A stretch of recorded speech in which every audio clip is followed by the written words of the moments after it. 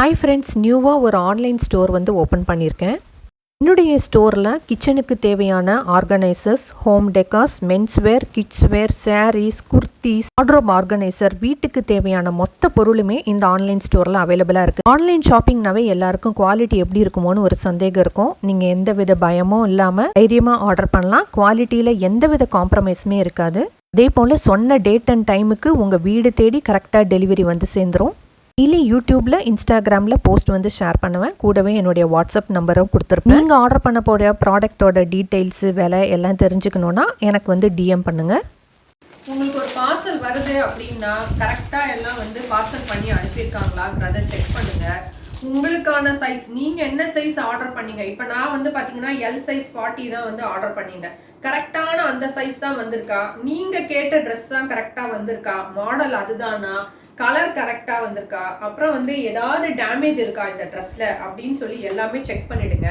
நீங்கள் எடுக்கும் போதே ஃபஸ்ட்டு பார்சல் ஓப்பன் பண்ணும் போதே ஒரு வீடியோ எடுத்துட்டிங்கன்னா ரொம்பவே வசதியாக இருக்கும். ஏன்னா இது வந்து no return, no exchange, only if there is any damage you can return. ஓகேங்களா?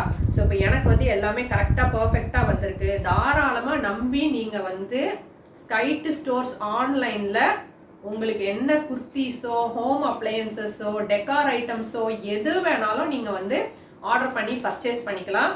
Hello friends, welcome back to Kamini Samayal. உங்களில் எத்தனை பேர் மாடியில் துணி காய போட்டுட்டு ஐயோ மழை வருதுன்னு தப்பன்னு ஓடி எடுத்திருக்கீங்க? கஷ்டப்பட்டு இந்த கேழ்வரகு, அரிசி எல்லாத்தையும் கழுவி மொட்டை மாடியில் காய வச்சு மிஷினில் அரைக்கலான்னு பார்த்தா 1 கிலோ வாங்கின கேழ்வரகு 1/4 கிலோ தாங்க இருக்குது. எத்தனை பேருக்கு இதை மாதிரி உங்கள் வீட்டு மொட்டை மாடியில் புறா வந்து சாப்பிட்டு காலி பண்ணியிருக்குன்னு சொல்லுங்கள். நீங்கள் புதுசாக வீடு கட்ட போகிறீங்க அப்படின்னா, இல்லை வீடு கட்டுற பிளான் இருக்குது அப்படின்னாலும் இந்த மெத்தடை ஃபாலோ பண்ணிங்கன்னா உங்கள் வீட்டு மொட்டை மாடியில் காய வைக்கிற எந்த பொருளையும் புறா சாப்பிடவும் சாப்பிடாது. துணி எடுக்க நீங்கள் மொட்டை மாடிக்கு பறந்து போகணுங்கிற அவசியமும் இருக்காது. நாங்கள் வீடு கட்டும் போதே மாடியில் இதுக்குன்னு ஒரு இடத்த ஒதுக்கி அந்த இடத்துல தான் இப்போ நான் வந்து யூஸ் பண்ணிகிட்ருக்கேன். ரொம்பவே யூஸ்ஃபுல்லாக இருக்குது. இதை வந்து ஸ்கை விண்டோ அப்படின்னு சொல்கிறாங்க. பார்த்தீங்களா, ஸ்கை எவ்வளோ நல்லா சூப்பராக தெரியுதுல்ல இந்த விண்டோவில். மாடியில் வீட்டோட பேக் சைடில் ஒரு 13/8 அந்த அளவு தாங்க இந்த சைஸு. இதுக்குன்னே நாங்கள் இடத்த ஒதுக்கி வச்சிட்டோம். இந்த ரூமோட சீலிங்கில் அப்படியே 6/4 சைஸுக்கு நாங்கள் வந்து ரூஃபிங் போடும்போது ஓப்பனாக அப்படியே விட்டுட்டோம். அந்த இடத்துல ரூஃபிங்கே போடலை நாங்கள். அதுக்கு பதிலாக இப்போ வந்து கிரில்லு வச்சு ஒரு கண்ணாடி மட்டும் போட்டு வச்சுருக்கோம். இப்போ பார்த்திங்கன்னா டைரெக்டாக நமக்கு சன்லைட்டு இந்த ரூமுக்கு கிடைக்குங்க. இந்த இடத்துல தான் நான் கேழ்வரகு காய வைக்கிறதா இருக்கட்டும், இல்லை அரிசி, மிளகா, தனியா எல்லாமே வந்து இந்த இடத்துல வந்து காய வச்சுக்கலாம். பட் மிளகா, தனியா வந்து நம்ம மொட்டை மாடியில் காய வைக்கிற அளவுக்கு இங்கே வந்து அந்தளவுக்கு சூடு ஏறாது. பட் அரிசி, கேழ்வரகெல்லாம் வந்து புறா சாப்பிடாமல் நம்ம வந்து தவிர்த்துக்கலாம். இந்த இடத்துல வந்து காய போட்டோன்னா சூப்பராக காஞ்சிரும். அதே போல் இப்போ பெருங்காயம் காய வைக்கணும், இல்லை கருவேப்பிலை, கொத்தமல்லியை வந்து காய வைக்கணும் பொடி பண்ணுறதுக்கு, முருங்கை பொடி பண்ணுறதுக்கு, முருங்கைக்கீரை காய வைக்கணும் அப்படின்னா இது எல்லாமே இதுலேருந்து வரக்கூடிய வெயிலே வந்து நமக்கு போதுமானது தாங்க. மெயினாக எனக்கு எது ரொம்ப வசதியாக இருக்குன்னா, நான் வந்து மொட்டை மாடிக்கு இந்த துணியை எடுத்துகிட்டு போய் காய வைக்கணுங்கிற அவசியமே இல்லை.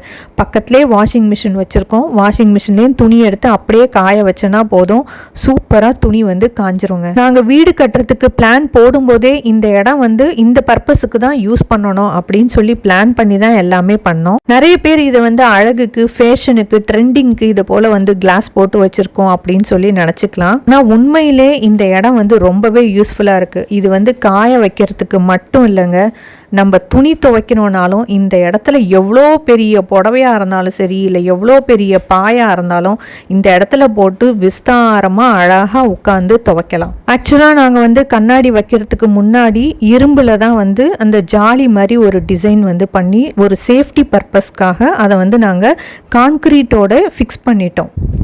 இந்த கிரில்லில் வந்து நிறைய டிசைன்ஸ் அண்ட் வெரைட்டிஸ் இருக்குங்க. ஒரு சில கிரில்லெல்லாம் பார்த்திங்கன்னா பார்க்குறதுக்கு பேர்டு அப்படியே உட்காந்துருக்க மாதிரி இருக்கும். அந்த வெயில் காலத்தில் அதோட ஷேடோ வந்து செவுத்தில் படும்போது பார்த்திங்கன்னா ஒரு அழகான டிசைன் வந்து நமக்கு கிடைக்கும். ஆனால் அந்த டிசைன் எல்லாம் பார்த்திங்கன்னா சிஎன்சி கட்டிங் அப்படின்னு சொல்லுவாங்க.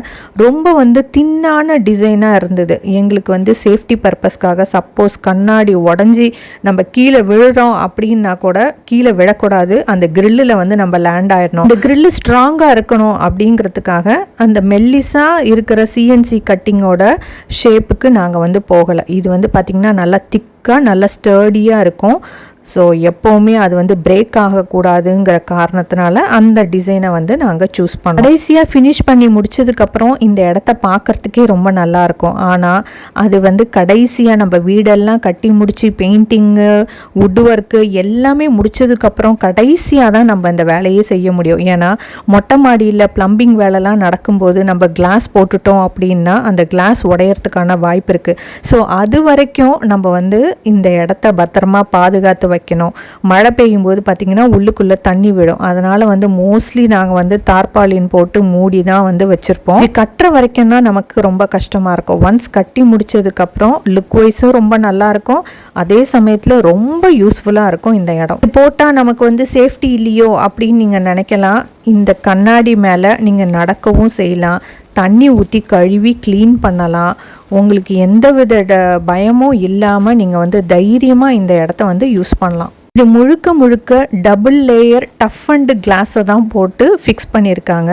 அந்த கிளாஸ் ஃபிக்ஸ் பண்ணும்போது கீழே வந்து பார்த்திங்கன்னா ஒரு ரப்பர் போட்டு அதுக்கு ஜெல்லெல்லாம் தடவி தான் வந்து ஃபிக்ஸ் பண்ணி கொடுப்பாங்க.